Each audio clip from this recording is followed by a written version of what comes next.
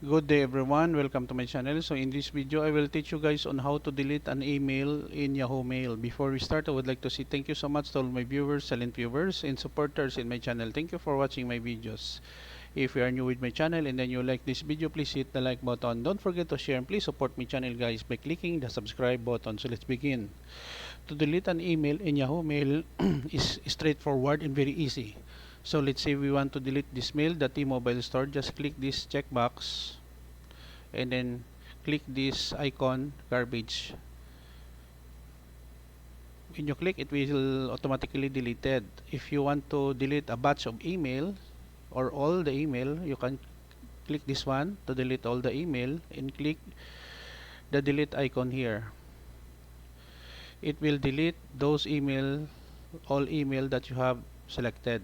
Again, click 100 email and then click delete button. Click and then click the delete button.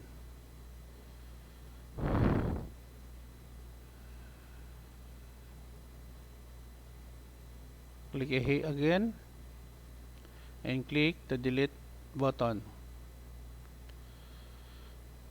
For the last time. Okay, so our inbox is empty right now. Okay guys, so this is the end of our tutorial video on how to delete an email in Yahoo Mail. Thank you so much for watching. I hope that you have learned something new in this video. Don't forget to like, share, and please support my channel guys if you're new by clicking the subscribe button. See you in the next video tutorial guys. This is your friend Jake saying bye bye for now.